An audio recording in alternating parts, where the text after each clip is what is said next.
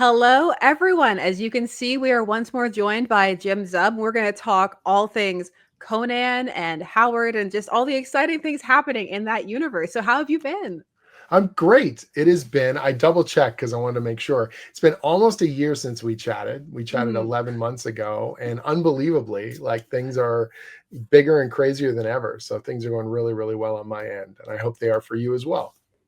It's been really exciting. There's been lots of shifts, lots of changes. When you messaged me and you were like, we're coming up to issue 25, I was like, how are we Mhm. already at I 25? know.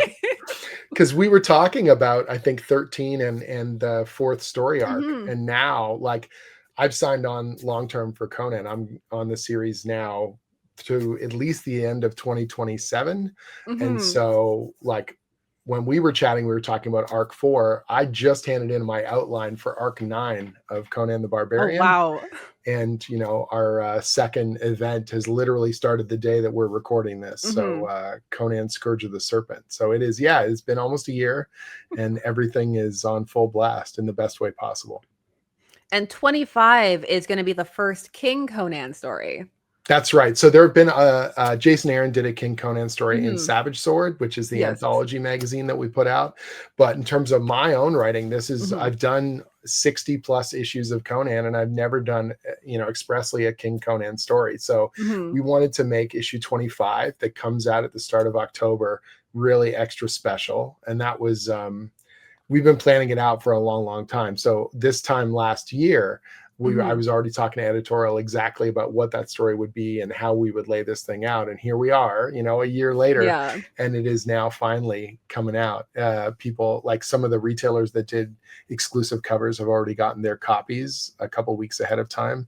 And it is imminent now, which is kind of awesome. I'm nervously excited for people to read it because it's one of the biggest Conan stories I've ever done, and it's audacious and crazy.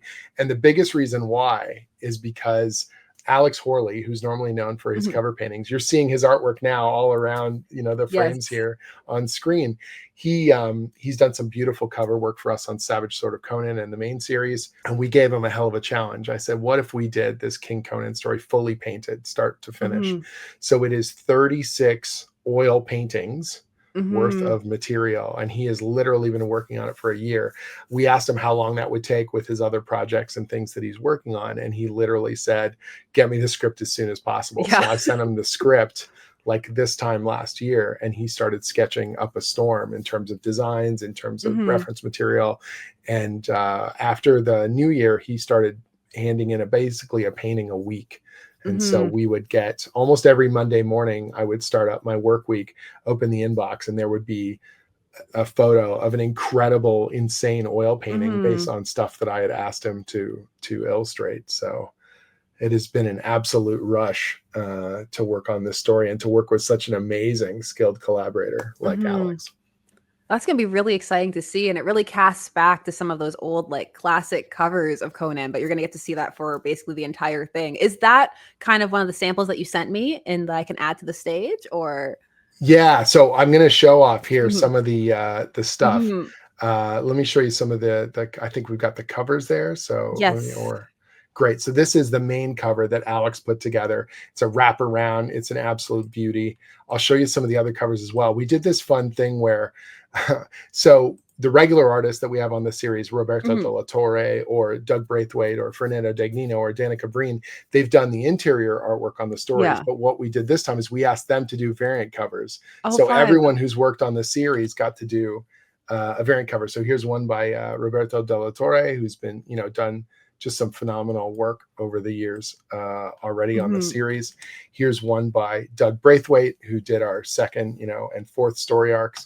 This is one by Jonas Scharf, who did the Blackstone miniseries last year. So it's just a great way to incorporate everyone that's worked on the series and Mhm. have them be part of our celebration on issue 25. Here's Danica Breen's. This one is by Fernando Dagnino. And these are all kind of classic moments from That original Tower of the Conan Elephant, stories. yeah. Exactly, exactly. In their own style, with their own approach. This one's really fun. So Mike Ruth, who just did the Fang and Spear story Mhm. in in Savage Sword of Conan number 10, he did a retailer exclusive. So this is for a store called Dungeon Comics. And so they did the dungeon theme here and the Mhm. classic Marvel logo, which I absolutely love. This is the one that Alfredo Cardona did for New York Comic Con. So I'll have copies of this at my table at New York Comic Con in a few weeks. New York is the same week that 25 comes out. Oh, So wow. people will get the chance to pick that up on Wednesday and bring it to me to get signed, or they can grab it from Comic Sketch Art, who is going to be setting up in Artist Alley. So it's awesome to have so many different cover pieces and to have so many people that we've worked with Mhm. then get to, collaborate with us. But I got to show you some of this interior art because Alex is just on a whole other level. It's wild to me just to, it's crazy because it's my story, but I Mhm. never in a million years could have imagined it being presented like this, right? So Mhm. the structure of the story is almost like an Arthurian legend or a fable. So the narration has got that poetic kind of air that I've been shooting for, but even more amped up on this particular one. This stranger is wandering the lands of Aquilonia. He's traveled, through all kinds of different weather and over landscapes by foot, and no one knows who he is. And then he arrives here this is Tarantia, the capital of Aquilonia. So that's essentially it is the capital city of Aquilonia that Mhm. Conan rules once he is king. And so you can see just, The unbelievable, detail just, yeah. unbelievable work and the lush colors in the environment. And then the city guards essentially tell this stranger, you will not pass. You cannot see the king. He doesn't know who you are. You have no invitation. And the man basically says, I will wait as long as it takes. And eventually he does receive an audience with King Conan. And so Mhm. it's just this awesome, the environments, the lush atmosphere. I've been working with many of the artists on Conan in what we call an outline style. So a Mhm. typical modern comic script would be what we call full script. I don't know if you've ever seen a comic script, but it's Mhm. essentially page 1, panel 1. Here's the Yeah. description of what happens. Here's the dialogue or the sound effects. And on this one, I'm working outline style. So I just outline, here's the main beats of the page. This is the most important things. The artist goes in and does Mhm. the artwork. And then I go back in and I do all the dialogue, any necessary captions or narration, dialogue or sound effects. And so that way, I know there's enough room for whatever I'm putting on the page. Mhm. The artist's work is going to get the best kind of stage to show off what they do best, It's So not gonna get covered at any point. exactly, Yeah. exactly. That's what's super fun about it for them, is they know that it's going to present well, and I'm not going to over dialogue it based on Mhm. what they need or whatnot. Let me hold on one sec. I'm just going to stop sharing because I can't show you some of these pages. They're a bit of a spoiler. I'm going to jump ahead because I got to show you a couple big crazy moments. So one of the things we did do, it was a unique opportunity, obviously, with an anniversary issue like this, to show off big moments from Conan history as well. So I Mhm. wanted to have kind of almost like greatest hits collection showing the Yeah. best of what Conan of the past. And man, oh man, again, like no doubt. Look at this crazy battle scene. Oh, Just nice. absolutely stunning double page spread. The kind of thing, this is the kind of stuff you dream about having in a book. This is the cover of a novel. This is the cover of Mhm. a magazine. And here it is, just one of the interiors. And the same kind of thing here, just a greatest hits collection, a montage of really, really cool moments in Conan history. And that's what's been super exciting for me, is we've still got the other regular monthly issues on Mhm. production, but for this whole year, I've been getting artwork on this special issue. And that's just been Mhm. bubbling and boiling in the background. And people are going to get to check it out first week of October. What do you find is the biggest difference between writing for, like, a King Conan type of Conan Sure. versus, like, standard, like, younger Right. Conan? Well, so it's more complicated than this, but if we want to Mhm. simplify it as much as possible, there are three main eras of the Conan character. And the great thing is that his adventures are so easy to jump into. Like any iconic character, you can start and just jump in and you understand it right from the Mhm. get-go. He's, an iconic warrior, wanderer, troublemaker. Where he goes, things will change on the edge of his sword and the strength of his will. And Conan in his youth is exploring the Hyborian Age for the first time, going to places for the first time, encountering civilization and kingdoms for the first time, and politics and backstabbing Mhm. and religions and political orders that are duplicitous. And so it's fun to write that because his assessments are so honest, and he is so quick to, he's got bravado, he's got, overconfidence in a lot of cases. He's Mhm. quick and he's brash and he causes trouble wherever he goes. And that character, I love youthful Conan because he is like all bluster, and that's Conan the thief, that's Conan, the mercenary, the reaver of his early days. And then Conan in his prime, he starts to realize that things are more complicated. Civilization is a necessary kind of evil, and he is getting wrapped up in it whether he would like to or not. And he Mhm. starts to become a willful figure and a leader of men. And so his word starts to carry weight, and he becomes a Mhm. veteran of many wars. And that's the Conan that I think people think of as the, the character in their prime, his prime, obviously.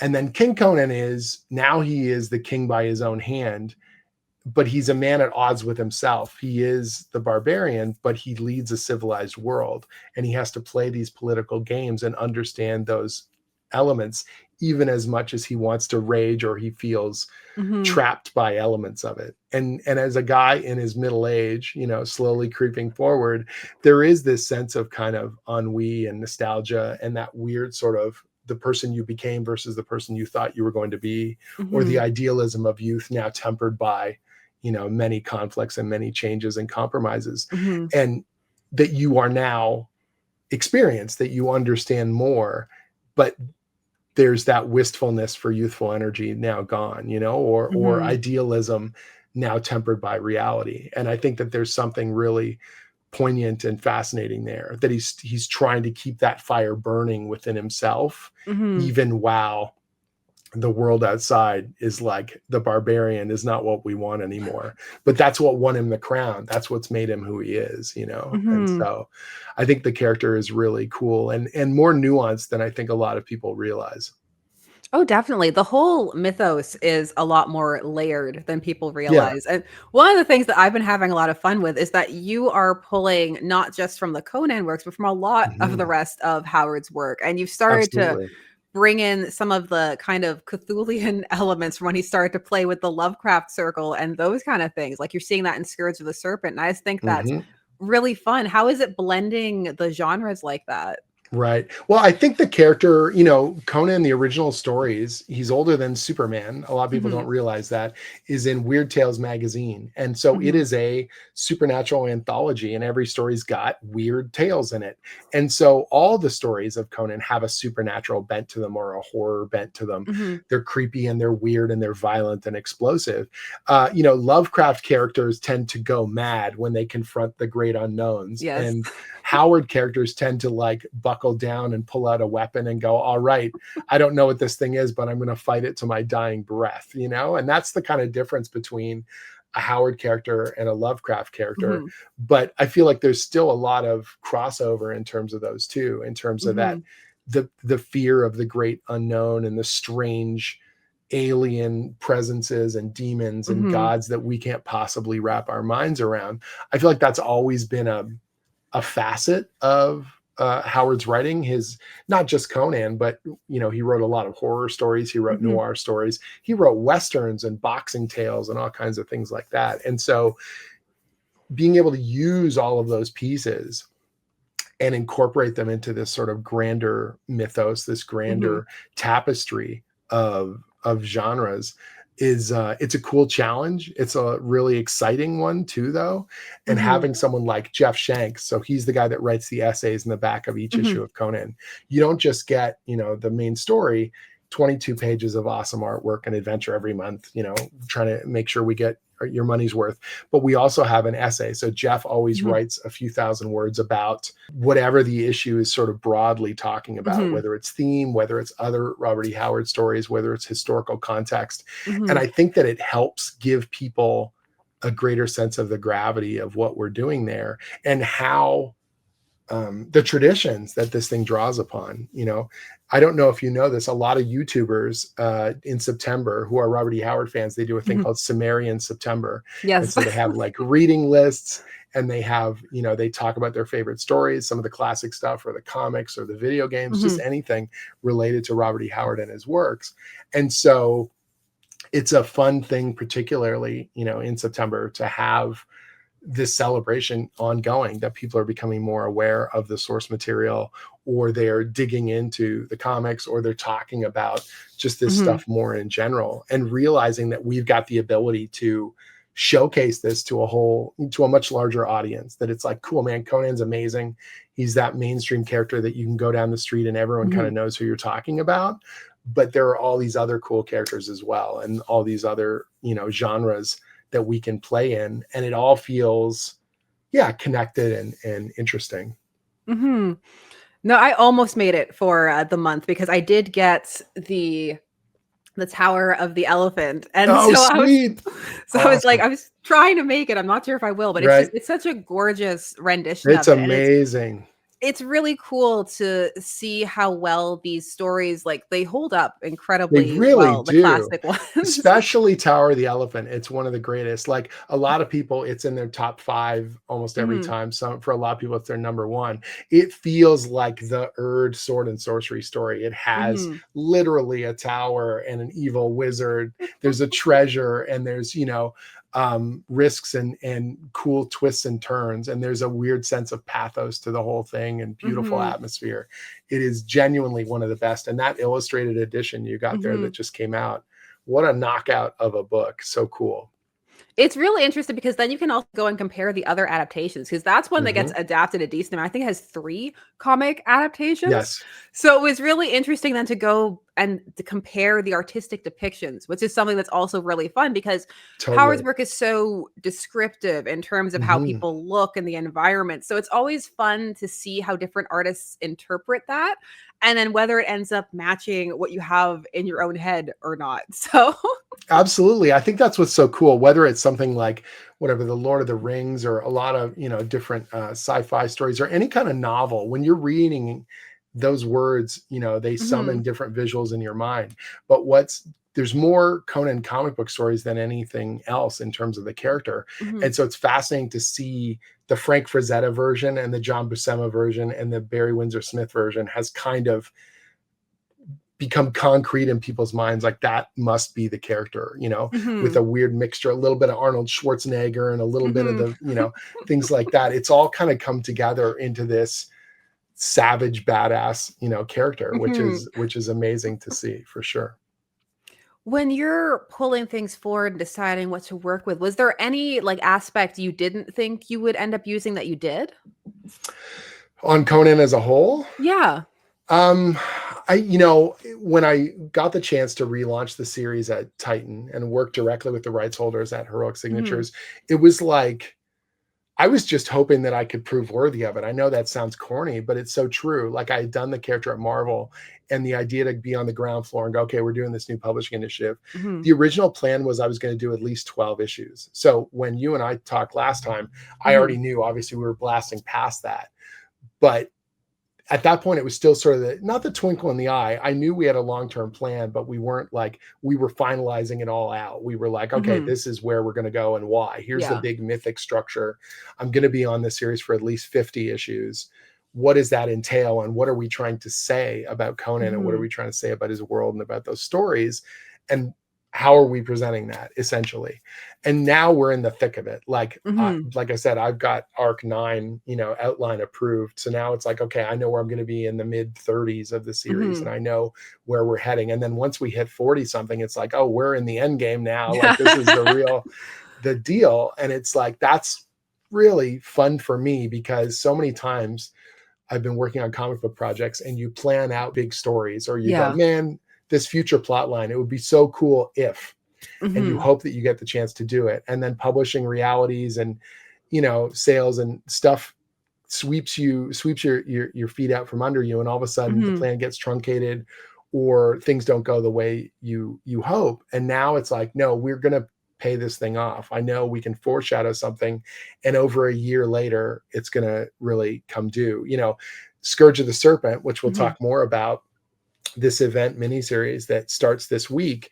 It is a continuation of broader mythic stuff that we introduced in Battle of Mhm. the Blackstone, but now it gives even greater context. It works on its own as a sword and sorcery adventure, but by the end of it, you'll also know how it connects to the big picture. And I think Mhm. that that's going to become very clear. And in the same way that we turned a really cool card at the end of Battle of the Blackstone, there's a big reveal in Scourge #4 that I think people's eyes are going to be really bugging out and Mhm. like, wait, but that means, and you're like, yes, yes, yes. I've been waiting for you to see this for, literally years now. And now that puts rocket fuel in the whole thing to carry us forward. And Mhm. so again, the long-term planning, I sent him my outline for next year's event miniseries because we're going to do one each fall. I sent Mhm. that in back in April, and that's already approved and ready to go. We just literally finalized an artist last week who's going to draw that miniseries. And so for me, it's like, great, now I know where I'm going to be a year from now, hopefully talking to you about it, but also in general, just what readers are pumped for and how that's going to work. Mhm. And so for me, it just gives me the confidence to be able to dig into pretty much any area of the character, any aspect of any of those stories, the original stories that we want to pull upon, any of the comic book material, the little Easter eggs to the movies. Yeah. It's definitely surprised me in the sense that now that we've got so much momentum, more and more of the wild ideas that I've had for quite a while, I feel not fearless, but I'm pitching them with a lot more confidence. Like, look, this works. We can clearly do this. Look, the fans Mhm. are responding to that. Now I feel even more sure that we're going in the right direction. Let's really, put pedal to the metal on this and really go for it. In Savage Sword #10, which is our Mhm. tie-in issue for Scourge of the Serpent, I did a boxing story, and Yes. Howard did more boxing stories than he ever did of Conan. And we got Roberto De La Torre to do this awesome 10 pager in the style of Robert E. Howard. And it's this character, Sailor Steve Costigan, who's like a fast talking kind of moron who gets himself into these fisticuffs. And people responded so strongly to it. And that was Mhm. one of those characters, like deep cut. Like if we can make you like that guy, we're like, okay, Mhm. now I feel like, the rising tide raises all ships kind of thing. Like there's no genre or character that Howard worked on that I don't feel like we can make it all work. Mhm. We can bring readers in the door. That Conan is this sort of key that unlocks everything. And Mhm. that gives me a lot of excitement and confidence as we roll forward. Well, we were talking a little bit before we started rolling that you sent me down a rabbit hole of like John Kirawan and John Yes. Conrad because you're bringing in the occult detectives into Scourge of the Serpent, which I thought was Yeah. just a really cool addition to everything. And they are honestly, like John Kirawan in particular, he has a bunch of really cool stories that Mhm. exemplify, again, different genres in, I don't know what the Howard verse or whatever we're Yes. calling it, right? But that idea that in our continuity, the 1930s are contemporary. That is the Mhm. present, of our world. And so Kieran and Conrad are the characters who have the best chance of figuring it out because they have all the knowledge or all the historical stuff they can look at and try and Mhm. contextualize it. I mean, the reader gets all the information, but then these guys, they're able to peer into the past or sort of piece together the artifacts and kind of go, wait, but what does this mean? And that's something really, really exciting for me. And using Kieran as the kind of fulcrum of this cool, machine that we're building, and he's always able to um, take those occult kind of powers and bring more context to it. And I think he's just a really cool character. In Scourge, the story that we're building on is a classic Mhm. Robert E. Howard story called The Haunter of the Ring. And in that story, in the original, text, he finds Thothamon's serpent ring. Like Yes, that and they is they in mention where it comes from, and that's the link back to the Conan verse. Yeah. You got it. And that's in the original works. That's not a Mhm. crossover that I've added or something that I have. That was something that Howard did. He Mhm. reused, terminologies. He reused concepts and symbols and ideas. The Blackstone that we used as our kind of magical MacGuffin in the first Mhm. year of Conan, there is a story called the Blackstone, but then it shows up in 3 or 4 other stories that Howard, created. Mhm. And so in that way, it's like I want to exemplify those traditions and Mhm. create more interconnectivity and make this thing feel like this grand, tapestry, and we're stringing it all together and exciting and surprising readers at every Mhm. juncture. It really, I think, is coming together that way because it's also bringing in some of like the characters that were created during the Marvel era as well. And so it's Hmm. really kind of just blending everything together. Like, what's your favorite part to work with when it comes to that? That's a good question. I think it's, I just love the collaboration with our art teams. And Mhm. so usually I've got broad story ideas. And as we start to work together and I start to say to them, hey, what are you most excited about? Mhm. So something like Frozen Faith, our fourth story arc, Yeah. it came about because Doug Braithwaite said, man, I really want to draw Conan Mhm. in the Frozen North. And I was like, oh, okay, how do we do that and exemplify a bunch of other things we want to do? But like, our the sixth story arc that we've got is called the Conquering Crown, and Mhm. that's going to show, for example, how Conan gets his actual crown, how he takes the Mhm. kingdom of Aquilonia and conquers it with all these other barons and nobles, and who want that power. How does Conan end up with the guy who's in the rulership position?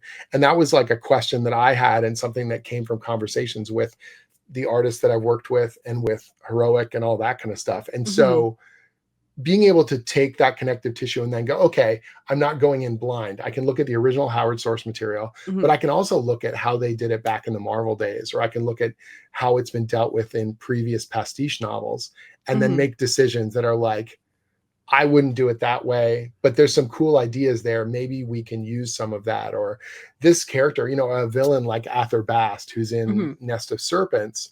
She's a character who showed up in 2 issues of Savage Sword that was made by Roy Thomas and John Buscema. I thought she was a really cool design, this Mhm. Stygian sorceress and all this stuff.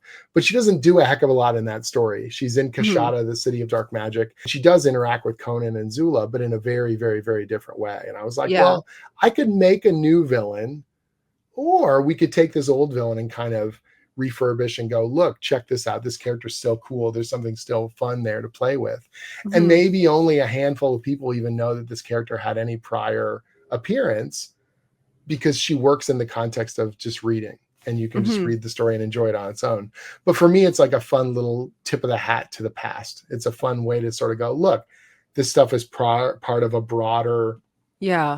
continuity. And even if it's not continuity in the sense of the characters remember all those old adventures, it's like a pop culture continuity. Like, Mhm. we know as collectors this stuff has happened before, and that this stuff is all interconnected, and you can look at the old stuff and the new stuff. And even when it's its own, that the Marvel continuity is not what we're playing with, we can respect it and say, Mhm. isn't that cool, and bring it back out into the light and kind of show it off a little bit.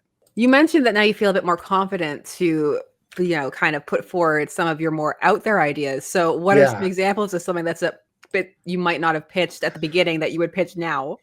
Well, some of it's spoilery stuff.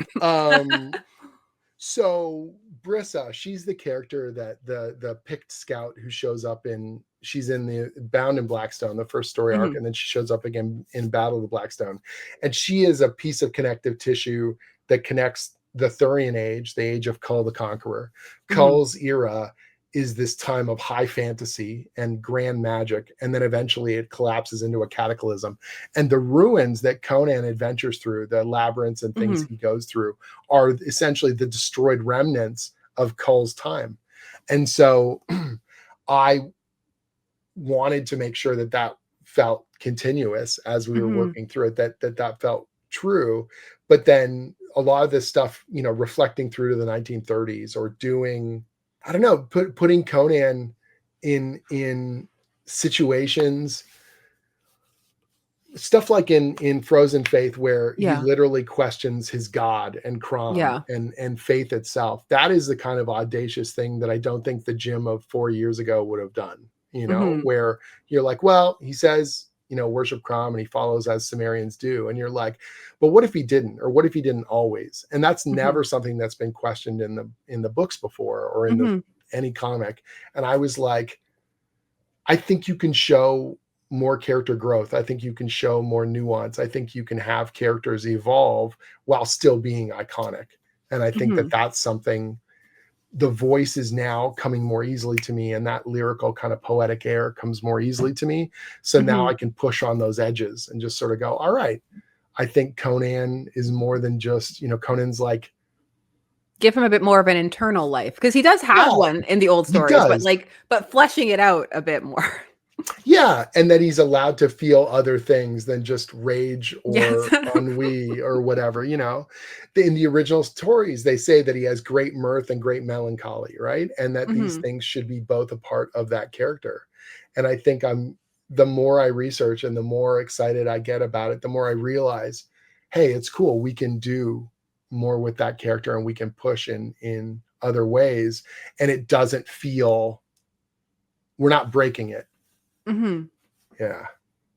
How has the response been over time? Because you said it's been building. So, like, what's it For like now sure. when you head out to cons and the like? It's been wild, honestly. It's probably, I've worked on bigger books. Like I was co-writing Avengers when Infinity War came out. Mhm. Rick and Morty Dungeons and Dragons was a massive project in terms of visibility. The Stranger Things Dungeons and Dragons graphic novel, but those were all built off of media properties that were driving the interest. Mhm. Rick and Morty's the hottest show on television, or Stranger Things is the hottest show Mhm. on Netflix, or Avengers is the biggest media property in the world. Mhm. And so you get to be in the gravity well, the atmosphere of that planet, but you're not the core of that planet. You're just living on the edge of it. You're just Mhm. circling around its, circumference or whatever. And what's exciting for me about working on Conan now is that the conversation is, man, Conan's really cool right now because the comic is so good, or because the stories are so strong, or because the artwork is so good on that Mhm. monthly series, that we're like the heartbeat of the franchise right now, every month reminding people, hey, this character is amazing, this world is badass. And I get to see that at conventions. I was at Mhm. Dragon Con in Atlanta, and dozens of like longtime fans, old enough to be my dad, or new fans who've come on through the video games or just pop culture in Mhm. general.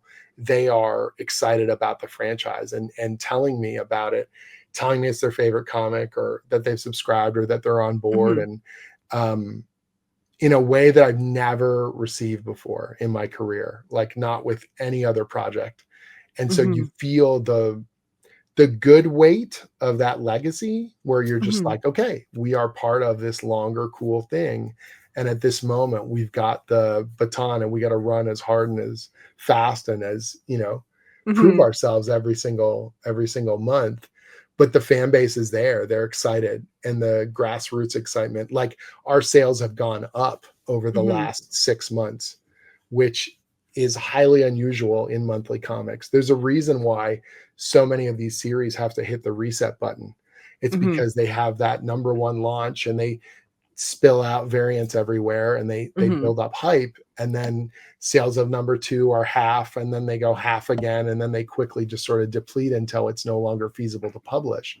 And we have just defied that trajectory. Yes, issue one was massive, and we did have a ton of variant covers because that's the Mhm. modern kind of comic publishing market in North America. But then after 2 3, we suddenly sort of stabilized really, really well, and then we've slowly grown. And Mhm. that's been very, very cool and very exciting to see. And I can see it anecdotally. I see it in terms of the numbers. I hear about it from the retailers. Like, it's Yeah. very real in a way that I have not, again, like, experienced in my career before. You mentioned also that it's also being translated a lot. Yes. Yeah, we're in 11 languages now. English is Mhm. one of them. And it's amazing to me, again, the international emails we get. I've got fans in, man, literally like all over the world, France and Mhm. Germany and Mexico and Spain and Portugal and Mhm. Brazil. And I know when the new issues come out because we get flooded with Mhm. messages. I get social media posts from people who are reviewing the new issues in their home language. And then a lot of Mhm. times guys who also speak English are reading ahead, and they're Yeah. they're hyping up what's coming down the pipe, whether that's 6, 7, or 8 months later. They're pumped for what's coming later on as well. And that's what's Mhm.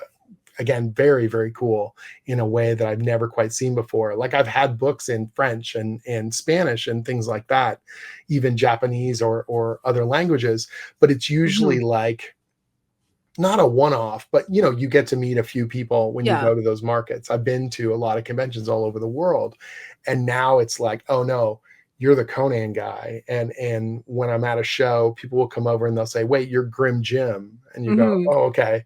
That's the credit that I have in the Conan book. And so Mhm. clearly that's been your entryway to my work, because you're calling me this nickname specifically from the Conan books. And I wear that with a badge of honor, in the sense Mhm. of like, cool. However you found my work, I'm glad you're here.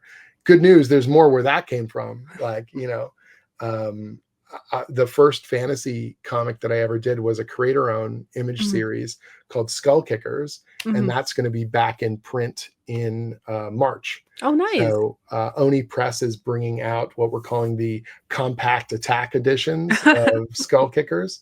I Mhm. could probably show you covers for that as well. Let me pull those up real quick here. And they are, I got the original team, so Edwin Huang and Misty Coates, to come back and do new covers Oh, for the nice. series. And they're awesome. They look so good. And I'm super pumped for people to get these in their hands, because I think they look so great. Yeah, let me show these to you. I just love being able to show this stuff, and I'm super, super proud. Thanks for giving me the space to just The control. ramble. I'm just rambling about all this stuff. Check these out. So that's Skullkickers. So it's three mercenary morons who kill monsters for money. We had so much fun doing this. The original series at Image was 34 issues. It's in originally 6 trade paperbacks, and we're doing these 3 Mhm. compact editions. And the covers look amazing.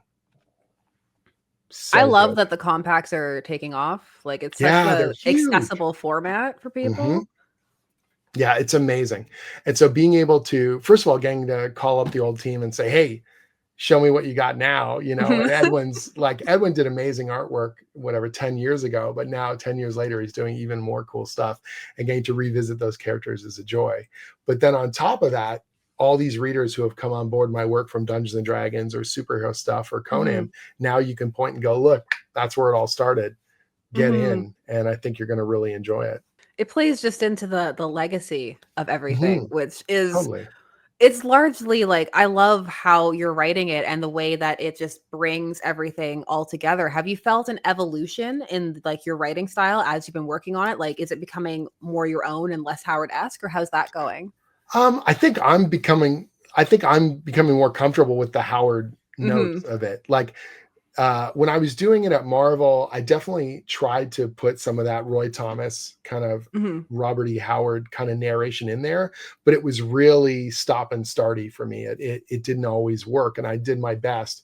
And sometimes there's certain phrases that I feel like that I captured it, you know, when Yeah. I look back at those issues. But then with the new start that we did in 2023 with the series at Titan, I marinated myself in the source material Mhm. and literally had a notepad and was writing out vocabulary and sentences and their cadence, like how Howard structured a sentence, or the way he would build atmosphere in his words. Not because I wanted to copy it word for word, because I just wanted to understand it as a function. And so every issue, I feel like I get a little bit more comfortable with that lyricism, and that I can not just look at it and then emulate it, but then be like, Mhm. okay, there's bits of my voice in here, there's bits of Howardian kind of poetry, Mhm. and it comes faster. It comes Mhm. easier. It's more accessible kind of to me now.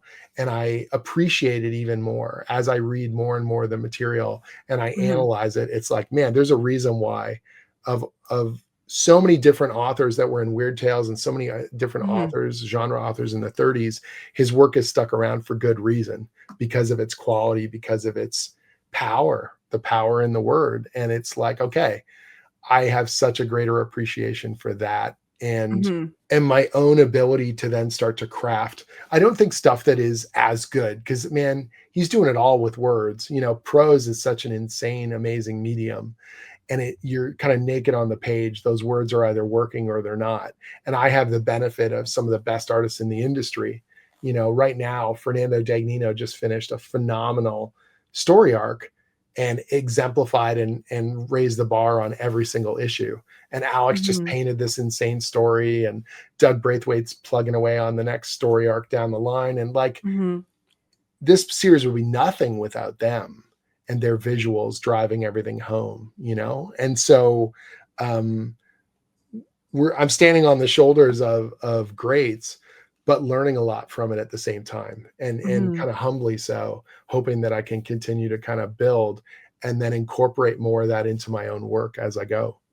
Well, comics gets to be that really special marriage of like the words and the art. And when Big they time. combine, which I feel like they have been, you get something really unique and really Mhm. special that stays with you and it activates your brain in a different way than the prose work does because It you does. have some of that visual accent, which is different, but Not just an special. accent, it either the marriage of the words or the Mhm. contrast of the words. That the words aren't Mhm. always describing what you're seeing in the panel. Mhm. Sometimes they're exemplifying other things or they're creating other tangents of thought.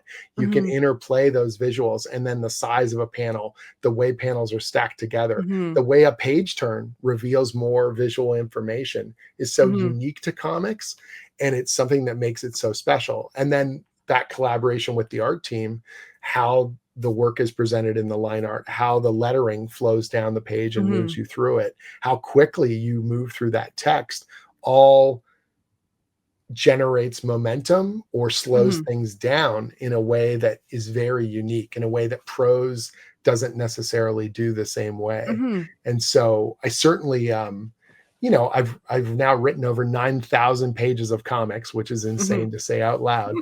But I'm still learning. That's what's so cool about it as a medium, is that every collaboration, every project is its own kind of challenge. Mhm. And it's also something that I don't know if you've done a lot of creative projects of your own, but I think whenever you create something, whenever you build something, they become little time capsules. So when Mhm. I look at something like Skullkickers, I not only look and go, man, that kid was a lot younger and look what he did, but also remember what it felt like to be myself, Mhm. 10 years ago, 15 years ago, as I was working away on those original Mhm. issues. You can And the remember the same, thought process and also why absolutely. you made the choices you made and whether you would make them again or not. Exactly. And they're good memories and bad memories and good collaborations and bad collaborations and stressful times in your life that somehow sometimes show up on the page in really fascinating ways. Like Conan number 25 at Mhm, Marvel was my last issue of the series there. We were in the thick of lockdowns and the mhm, series had been canceled and the license was wrapping up at Marvel. And I got to write the last issue of Conan the Barbarian being published at Marvel. I had one story out of multiple that were in that issue. mhm, And if you reread that thing, it is full of like wistful melancholy. It is like mhm, Conan sort of looking at his life and being like, I don't know if I'm making the right choices, but we just got to keep fighting on. I mean, it's so obvious with where I was at in my life and mhm, what we were all going through. That's what I was feeling, and then I'm using the character as a way to explore that and my own feelings of like literally the last line in that story. It says we have to fight on until our stories end. And it's mhm, like, that's all you can do in the face of adversity. And so when I was at Dragon Con in August, I got to meet Corey Smith, who's the artist on that mhm. issue, and he gifted me that last page. Oh, And so now nice. I have the original artwork for my last page of Conan at Marvel. And as soon I've got it, we framed it and put it in the hallway. And Mhm, as soon as I look at it, it's like, oh, I'm right back at that moment. I remember mhm, what I was writing and why I was writing it. And that's one of the things that makes it so special. mhm. And now you get to be doing this 25, which is Yeah. kinda like the start of, like, a different Yeah. era The of only thing Conan. that's confusing, I think, is for Google. If you look up whatever Conan 22, Jim Zub, you're like, there's two of them. What? From different years. You're like, well, why? How is this happening? Oh, comics. Oh, ridiculous, amazing comics. Yeah, I yeah. know, now you have the AI overview, and then it's confused, it's like, "What do Oh, you yeah. want?" Gonna merge them all together. The good news is there'll only be one Conan 26 and 127 and 128 as we go forward past the limit now of where I previously was. Mhm. You say that you're still doing, like, lots of research into Mhm. various things. What's something that you're digging into that you wanna use that you haven't gotten the chance to yet? Oh man.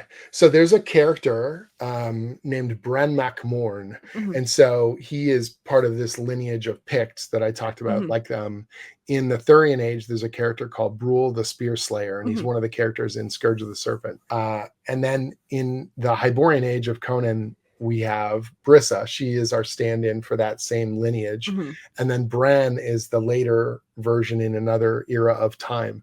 And Mm-hmm. I've purposefully kept that character under lock and key Mm-hmm. until later on, because there's a story in particular that he is in called Kings of the Night. That's a Robert E. Howard story. If you have a chance, check it out. It's really good. And there's deep material that I'm going to use from that. And there's elements that are built in there that, that exemplifies a lot of the things yet to come in our big mythic story. And so that's something that I have in my pocket that I've been Mm-hmm. researching and I've been building upon. And a character that I think is very cool. And I don't just want to, he's kind of one of the last big card turns in terms of our big 50 issue plan and the events Mm-hmm. tied into it. Speaking of Scourge and the big plan, by the way, let me show you a little bit of that because it is so cool. The artist I'm working with on this particular one is named Ivan Gill, and he is phenomenal. He's been working in the French market for years. And that's one of the things that's so crazy is there are all these artists, what they call bande dessinée, which are the Yes. hardcover, beautiful reproduction, big storytelling. And so what he does really well is these environments. He puts characters in these beautiful environments and these spaces. It's not just good staging. It's not just good storytelling, but it's everything all put together. I've never seen the kind of Hyborian Age and the Arthurian Age presented with such kind of lush detail and such beautiful spaces in addition to great storytelling. And I think that's one of the things that I love working with Ivan on. He's just been such an amazing collaborator. He's so passionate about the work and these spaces as we jump to different places in time. Yeah. Both the Arthurian Age, the Hyborian Age, and then the 1930s. He presents them all with such confidence that they all feel as real as each other. And they all feel completely distinct. Like when I was reading it, it was like instantly you could tell where you were. You didn't even need the little text telling you that you'd hopped ages just because. Oh, thank you. Yeah, that was very much by design. We were talking about color palette. We were talking about time of day. We were talking about, architectural design and everything else. How can we make sure that at every juncture it works, that each one is its own distinct kind of place. And he's done just a phenomenal job on that, presenting a lot of this classic material and just making it feel like it's always been there, but also kind of fresh. No, it's a really exciting arc, I think. And especially because I love when you pull from all the different avenues like that and the deep cuts. Have there been any that you've put in that you've been surprised that people have taken note of or, anything like that? Yeah, we've done a few. I'm not really as surprised. I think more pleased when people, pick up on it. So there's deep cuts that we've done, like certain symbols or ideas. So there's the serpent dagger. It's not really a deep cut. It's the same design of the serpent dagger from the Conan movie from the early 80s. I just think it's super iconic and it looks awesome. So the fangs of the serpent dagger is something that I wanted to work my way into it no matter what. But then there's other things too. I'll do fun things, but they're not story important. They're more just like little in jokes for me. So like two characters in the background that I name in Savage Sword number 10, they're named after Roberto de la Torre and Fernando Dagnino. So there's a character literally called Torre and another character called Dagnino. I think it says Dagny. And they're basically like drunken hooligans in this bar brawl that's happening at the start of Savage Sword number 10. So it's like a little tip of the hat to my collaborators. If you've worked with me on Conan stuff, you will probably show up. Your name will probably be, manipulated in some fashion to become a mercenary or some poor victim of, ill-timed adventure or whatever may have you. And that's just like, you need to come up with so many names in a fantasy world. And so every so often you're like, I just need to combine vowels and consonants in an interesting fashion. What if, the head of, Titan and Forbidden Planet, his name's Andrew Sumner. You're like, Sumner, that's a pretty good fantasy name. Maybe I'll use that somewhere, fun stuff like that where you can do that. And only people who are really, really paying attention are going to pick up on that. They're like, wait a minute. That's the name of one of your staff. And you're like, yes, it is. That's part of the fun because that's when you know the deep reading is happening. It's like, whoa, Oh yeah. they were engaged. Yeah, yeah. If you're really paying attention, you're like, what is going on there? Or like you said, funky things in the background. You see all the time people, artists will do really fun stuff like that. I remember in one of the Dungeons and Dragons miniseries I did with Max Dunbar, they're wandering around Baldur's Gate. And if you look in the Mhm, background, all the architecture, there's like signage for like people's dogs, like friends of his and their mhm, pets, or there's like weird people on the street that they're bumping into, and they're mhm, all designed after friends of his or mutual acquaintances of ours, that are like mhm, getting elbowed in the face or getting knocked out of the way or stuff like that. Like mhm. those are the bits that you're just like, oh man, I love this stuff. I love kooky comics. I show up in an issue of Rick and Morty versus Dungeons and Dragons, and so does Mhm. Pat Rothfuss, and just like those moments when you're like, man, there's a crowd of people. What stupid little in jokes can we put in there? What little cameos can we put into the mix? So now that you've been working through like the various like different eras of like the Thurian Mhm. age, Iborian age, the And just to modern, stress all this yes. stuff to your viewers is not, don't be intimidated by all No, these don't. words and names and places. Conan's very simple at its base Mhm. level. You can just pick up an issue. Conan is the badass original wandering warrior. Where he goes, amazing things will happen, and adventure is sure to be unleashed. That's all you need to know. The more you read, the more you start to appreciate, oh, there's a wider world here, and oh, there's a timeline, and oh, there's all these Yeah. cool interconnected bits. But in the same way that like Superman is the guy with the cape and he flies and he Mhm. saves people, great. That's all you need to know to start. Same kind of thing with Conan. He's an icon. Don't be like freaked out when we I know talk it's about like all it's these one of those different things bits. where once you start reading it, you start to pick Yeah, up the terminology for and you're like sure. you start using it and that kind of thing, and then it starts to sound very dense and impenetrable, but it's not. Yeah. Yeah, exactly. I think it's like any other kind of pop culture bit. At first, people are talking about Star Wars and they're naming all the planets, and you're just like, okay, man, what? You're like, it's a space adventure. These guys get themselves in trouble. There's the Empire and there's the Rebellion. They fight. Oh, okay, cool, got it. It's at once both simpler and more complicated than you may realize, and you Mhm. decide where you want to tune that dial. Mhm. Yeah, like what level you wanna take it to. And the stories Absolutely. like that too, both the classic and the modern ones in that Hmm. you can just stay more in terms of what's happening For directly sure. in terms of the story, or you can start to kind of build it back. I think that's one of the fun things about Tower of the Elephant in particular too, where it has this one section where there's all of a sudden it delves really deeply into the Oh history. my God. Yeah, it's so crazy. So, not to spoil too much, but there's a character in Tower of the Elephant who is ancient beyond, Mhm. our understanding of time. And he starts to talk about the world he comes from and all the insane sort of Yeah. mythological elements that related to it. And you're like, wait, what? I thought this was like a Conan story. And you're like, yeah, but for the next 6 paragraphs, you're going to get this just crazy load of wicked lore that you can do Mhm. something with, or you can just be like, all right, that guy's really old. He comes from a weird alien place. Got it. On to the next thing. And so again, you decide how you want to engage that material. That one's fun too because it places you very much in the position of Conan, and at the end of that one, when he comes out of the tower, he's very much just like, "Did that happen or Yeah, not?" Like, I'm not exactly. even Is that a dream? Whoa, man.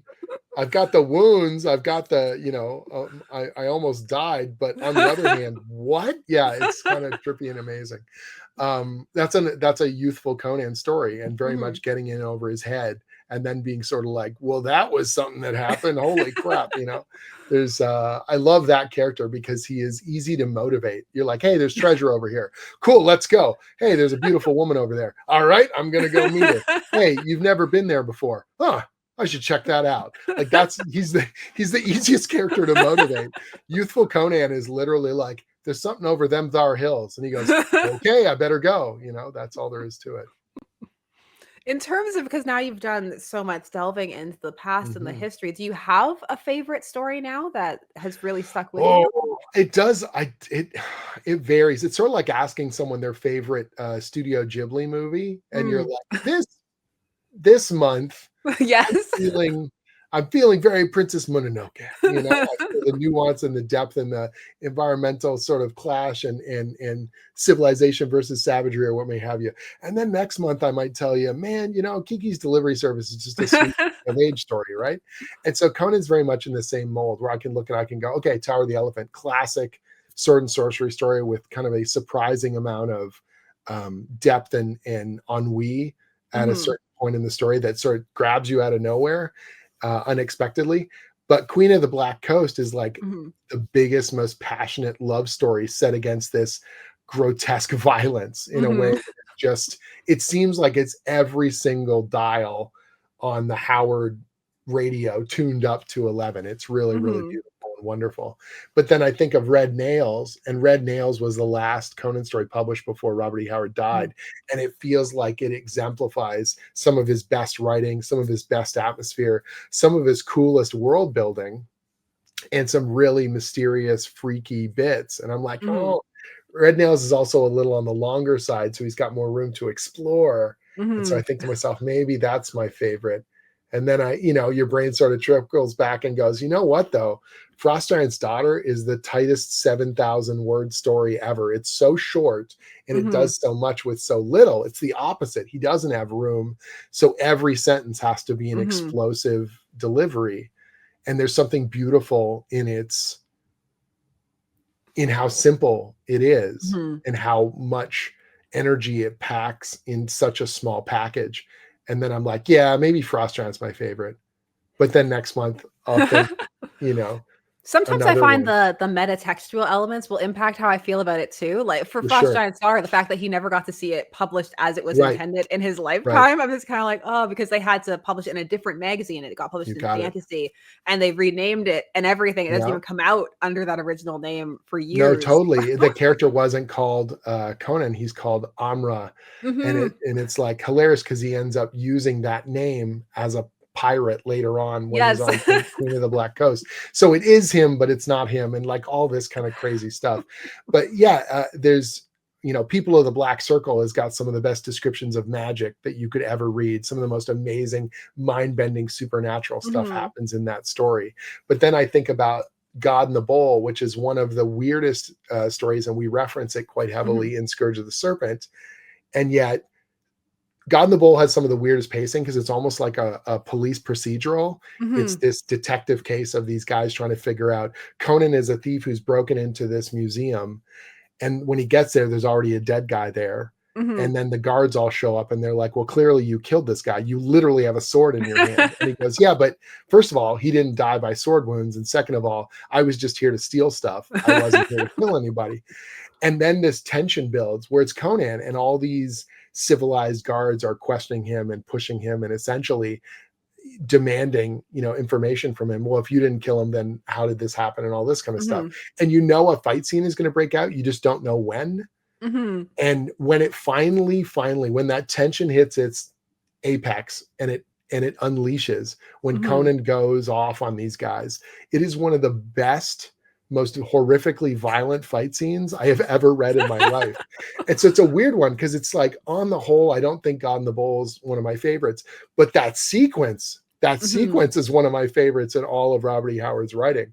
When he finally goes barbaric on these guys, it is eye-popping. Like you read those sentences and I have moments where I just start laughing because I can't believe how insanely potent and violent those sentences are, where I'm just like, whoa, yeah, I know exactly what's happening. And my imagination is on overdrive, in the best way possible. It's always entertaining going back and looking at some of those classic ones because occasionally I'll pull a cover or some text for quotes or something in a video. And sometimes I have to censor myself. I'm like, the 1930s is going too hard for 2025 right now. Yeah. Totally. I think that's what's cool about it too. And I love working with these artists where I can send them a passage from an original Howard story or reference material of classic artwork and go, look, we may never hit this high, but this is what we're going for, man. Like we got to strive as much as we can to make something that delivers on the potential of this craziness, because look at how beautiful and amazing this is. And when I get to meet readers who are telling me they're discovering Conan for the first time, and I'm like, oh man, you've got so much cool material to dig into. There's so many amazing, the movie and the books and the comics, the Mhm. classic, stuff you can dig into.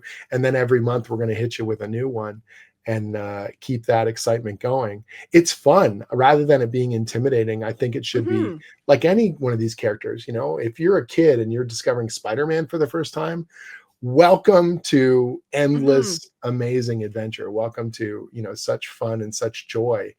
I wish I could rediscover this stuff for the first time, Mhm. but I also deeply appreciate, the knowledge that I've been able to build over the years as well. Mhm. And the fun thing about Conan and also the way you guys are presenting it is it does have that ability that you can just hop into it. You Yes. can pick up any arc, you can pick up any issue, and then Mhm. because of the general structure of how Conan is in general, you can just hop back if you're, inclined. So And one of the things I love, so when we talked last time, that was your first time reading Conan, if I wasn't mistaken. That's right. it was my first time, yeah. And you totally dug it. You understood it. It wasn't some intimidating monolithic thing that you were unable to understand. And I love hearing that too. When I've got new readers coming in the door and they're literally like, "Oh my gosh, I play Conan Exiles, the video game, or Age of Conan Mhm. or whatever. This character in this world seems cool, but I want to, where do I start?" And I can go, "Look, volume 1 of the comic, or check out the Del Rey editions of the original Prose stories or whatever." Mhm. And that's your entry point. And then you've just got an infinite number of choices from there. Mhm. No, I think people are gonna be really excited about what you have coming up, which is Thank gonna you. be yeah, like, the 25 looks absolutely gorgeous, so I think people definitely need to hop and check that out. Of course, Yeah. Savage Sword is still going. The Scourge Mhm. of the Serpent is really exciting too, so Yeah, everything's on overdrive. Like I think if we would have tried to launch with 3 books in a month, people would have been like, "Oh, no, no, it's too much." Like you're Yeah. trying to just they don't know, if it's worth the cover price. Mhm. But the nice thing is we had the flagship book come out for a year and we were like, "Look, Conan's solid. You're going to get your money's worth every single month." Okay, now we're going to bring back the anthology book. It's every other month. Mhm. So, add that magazine. And the fans said they wanted it oversized black and white, just like it was Mhm. in its heyday. Y And thankfully, that's really paid off. Now they're doing, I don't know if you saw the announcement, they're going to do every other month.